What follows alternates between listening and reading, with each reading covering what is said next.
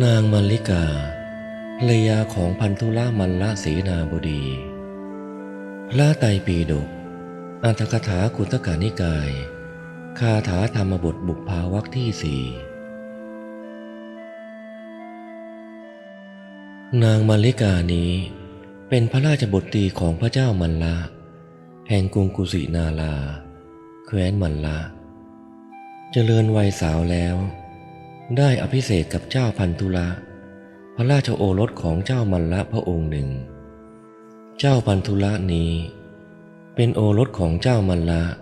แห่งแคว้นมัลละสำเร็จการศึกษาจากตากศิลาสำนักเดียวกันกับพระเจ้าประเสนที่โกศลแห่งแคว้นโกศลและเจ้ามหาลิโอรสของเจ้าฤชวีแห่งแคว้นวัชชีต่อมาเจ้าพันธุละได้แสดงศิลปะการต่อสู้ให้พวกเจ้ามัลละทอดพระเนตรด้วยการกระโดดขึ้นไปบนอากาศสูง80 ศอกแล้วใช้ดาบฟันมัดไม้ไผ่60 ลำแม้จะขาดทั้งหมดแต่เกิดเสียงดาบกระทบโลหะจึงขอดูไม้ไผ่ก็พบว่าทุกมัดจะมีซี่เหล็กซ่อนอยู่จึงทิ้งดาบร้องไห้พลางพูดว่าเรามีทั้งญาติและเพื่อนไม่มีใครรักเราเลยไม่มีใครบอกว่ามีซี่เหล็กถ้าเขาบอกเราจะไม่ฟันให้เกิดเสียงเลยแล้วโกรธมากทูลกับพระบิดามารดาว่า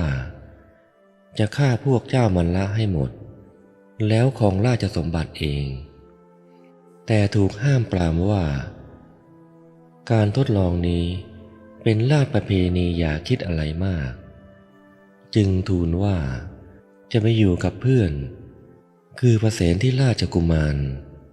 พระเจ้าพระเสนที่โกศลทรงทราบการเสด็จมาของเจ้าพันธุละทรงต้อนรับเข้าพระนครด้วยพระองค์เองแล้วทรงตั้งไว้ในตำแหน่งเสนาบดีนางมัลลิกาก็ได้ติดตามไปอยู่กับสามีต่อมาพันธุละเสนาบดีก็ได้เชิญพระมารดาและพระบิดามาอยู่ในกรุงสาวัตถีด้วยต่อมาพันธุละเสนาบดีคิดว่าภรรยาเป็นหมันไม่อาจมีบุตรได้จึงต้องการส่งนางกลับไปสู่ตระกูลมารดาบิดาที่กรุงกุสินารานางมัลลิการับคำแล้วคิดว่าจะเข้าไปเฝ้าพระพุทธเจ้าเพื่อทูลลาจึงไปที่พระวิหารเชตวันถวายบังคมแล้วยืนอยู่พระพุทธเจ้าตรัสถามว่าเธอจะไปไหนนางทูลว่าข้าแต่พระองค์ผู้เจริญสามีของหม่อมฉันจะส่งดิฉันไปสู่เรือนของสกุลตรัสว่าเพราะเหตุไรล่ะทูลว่าเพราะหม่อมฉันเป็นหมันไม่มีบุตรพระเจ้าข้าตรัสว่าถ้าอย่างนั้นท่านก็ไม่ต้องไปหรอกกลับเถิดนางมัลลิกาดีใจถวายบังคมลากลับไปสู่เรือนเสนาบดีถูกสามีถามว่าเหตุไรเธอจึงกลับมาเล่านางตอบว่าพระทศพลตัดให้ดิฉันกลับมาค่ะพันธุละเสนาบดีกล่าวว่าพระตถาคตเจ้าคงทรงเห็นการอะไรเป็นแน่จึงให้อยู่ต่อมาไม่นานเลยนางมัลลิกาก็เกิดแพ้ท้องนางแจ้งแก่ท่านเสนาบดีว่าบัดนี้ดิฉันแพ้ท้องสามีจึงถามว่าเธอต้องการอะไรบ้างนางตอบว่านายท่านฉันอยากลงอาบน้ำและดื่มน้ำในสาโบกกรณีอันเป็นมงคลซึ่งเป็นสาที่เจ้าฤชวีใช้สงสนานก่อนอภิเษกพวกราชตระกูลสระนั้นได้รับการอารักขาเข้มแข็งเบื้องบนขึงตะข่ายโลหะ นกยังไม่มีโอกาสเข้าใกล้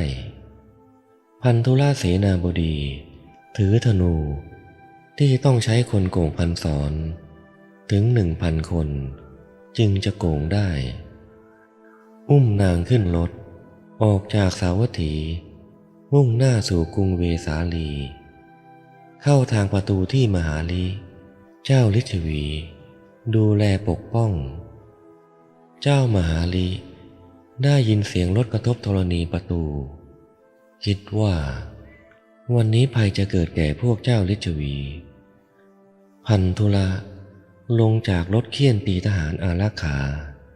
ด้วยหวายตัดตะข่ายโลหะให้ภรรยาลงอาบน้ำแล้วตนเองก็อาบน้ำในสระนั้นแล้วอุ้มนางขึ้นรถขับกลับสู่ทางที่เข้ามา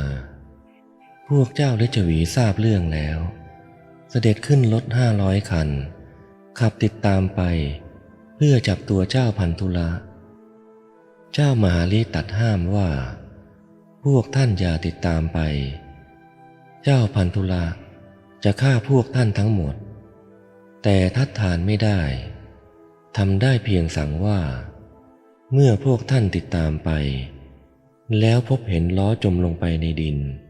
ถึงดุมรถแล้วอย่าได้ตามต่อไปให้รีบเสด็จกลับหากไม่เสด็จกลับจะได้ยินเสียงเหมือนราวสายฟ้าฟาดขอให้เสด็จกลับหากตามต่อไปจะเห็นช่องในแอกรถของพวกท่านจงกลับทันทีเลยอย่าตามต่อเป็นอันขาดนางมัลลิกาเห็นขบวนรถติดตามแล้วบอกแก่สามีพันธุละสั่งว่าถ้าเจ้าเห็นขบวนรถเป็นแนวเดียวกันเมื่อไหร่เจ้าจงบอกสักครู่หนึ่ง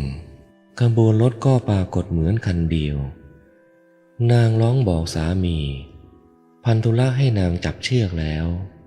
ตนเองยืนโก่งธนูน้ำหนักการโก่งทำให้ล้อจมลงไปในแผ่นดินถึงดุมรถยังเล่นต่อไปพวกเจ้าฤชวีเห็นรอยดินแล้วไม่หยุดติดตามพันธุละปล่อยสายธนูเกิดเสียงดังเหมือนเสียงฟ้าฟาดพวกเจ้าฤชวีได้ยินแล้วก็ไม่หยุดติดตามพันธุละยืนอยู่บนรถยิงธนูไปดอกหนึ่งลูกศรแทงทะลุกระบวนรถทั้ง500 คันทะลุเสื้อเกราะและร่างของเจ้าฤชวีทั้งหมดพวกเขาก็ยังไม่รู้ว่าถูกลูกศรแทงแล้วพันธุละหยุดรถแล้วกล่าวว่าพวกท่านเป็นคนตายการลบกับคนตายแล้วไม่มีพวกเจ้าฤชวีกล่าวว่าพวกเรายังไม่ตายนี่พันธุละกล่าวว่าถ้าอย่างนั้นพวกท่านจงแก้เกราะของคนที่อยู่ด้านหลังดูพวกเจ้าฤชวีให้แก้ออกแล้วเจ้าฤชวีองค์นั้นล้มลงสิ้นชีพตักใสพันธุละกล่าวว่าแม้พวกท่านทั้งหมดก็เหมือนกันขอให้พวกท่านเสด็จกลับไปที่เรือนของตนแล้วสั่งเสียลูกเมียครั้งสุดท้ายแล้วแก้เกราะออกเจ้าฤชวีได้ทำอย่างนั้นแล้วสิ้นชีพต่อมานางมัลลิกาคลอดบุตรเป็นคู่ถึง16 ครั้งรวม32 คนทุกคนถึงความกล้าหาญคนหนึ่งมีบุรุษ1,000 คนเป็นบริวารทำให้นางและพันธุละมีบุตรสะใภ้มากถึง32 คนวันหนึ่งมีคนร้องเรียนพวกอมาตย์ตัดสินคดีโกงขอให้พันธุละเสนาบดีช่วยด้วยพันธุละได้ช่วยให้คดีมีความเป็นธรรมแล้วประชาชนสรรเสริญท่าน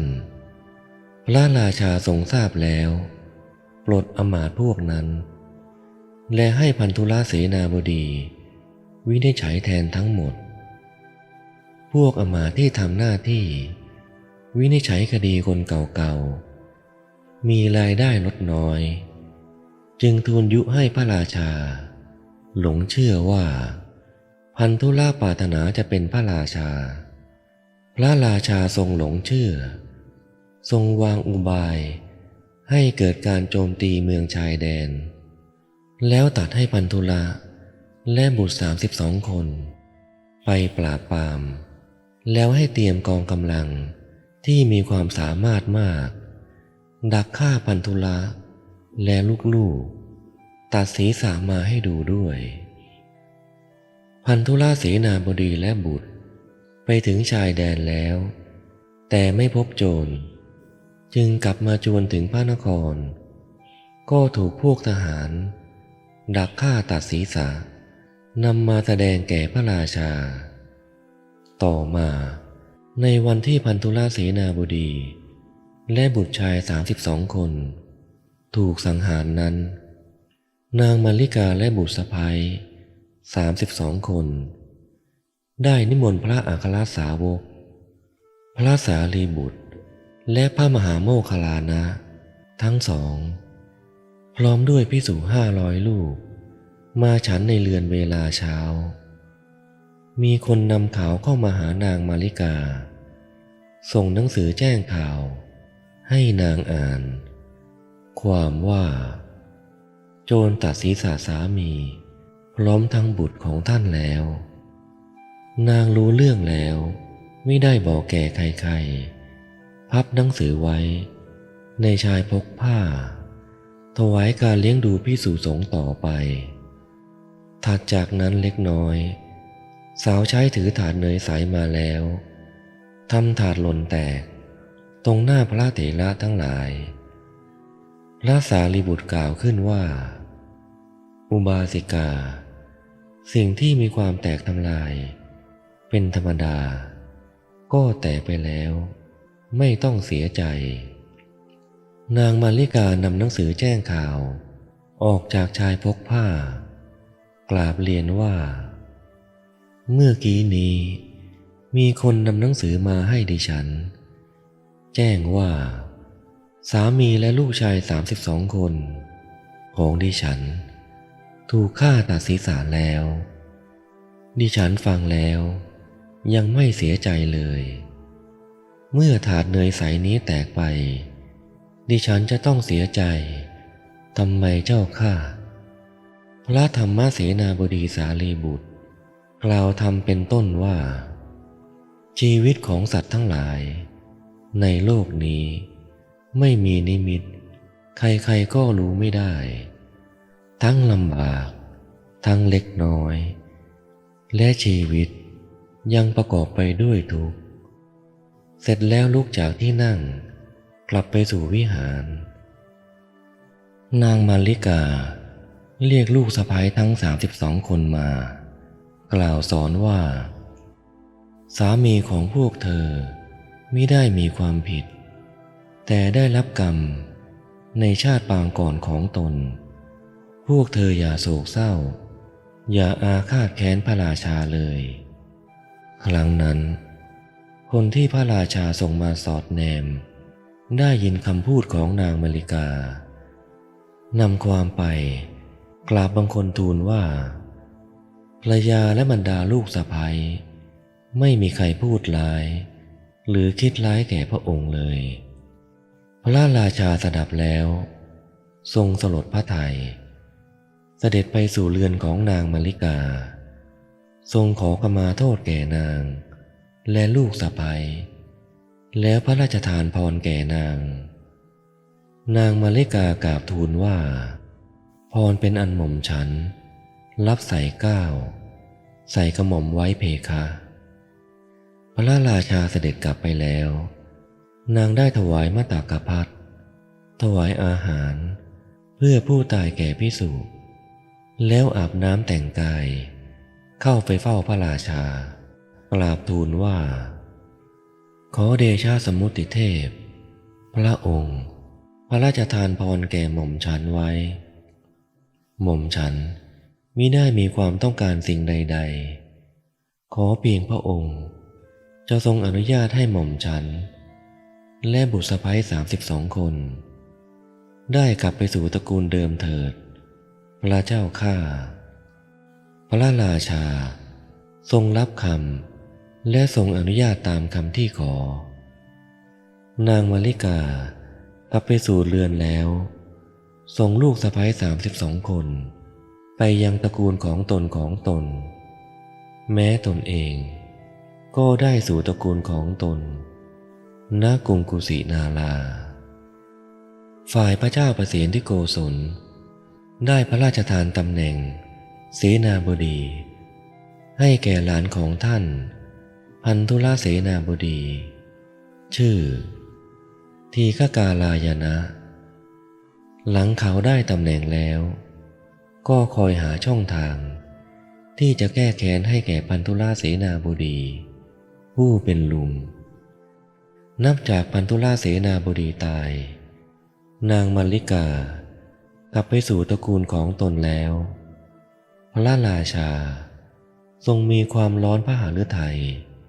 มิได้มีความสุขชื่นใจในราชสมบัติเลยเพราะทรงรู้ว่าพันธุลเสนาบดีและลูกๆมิได้มีความผิดเลยวันหนึ่งทรงมีทีฆกาลยานะเสนาบดีติดตามเสด็จเข้าไปเฝ้าพระพุทธเจ้าที่นิคมชื่อเมธาลูปะของพวกเจ้าสากยะทรงประทานเครื่องราชเบญจกุกุภัณฑ์ไว้แก่ทีฆกาลายนะแล้วเสด็จเข้าไปเฝ้าเพียงพระองค์เดียวทีฆกาลายนะเสนาบดีได้นำเครื่องราชนั้น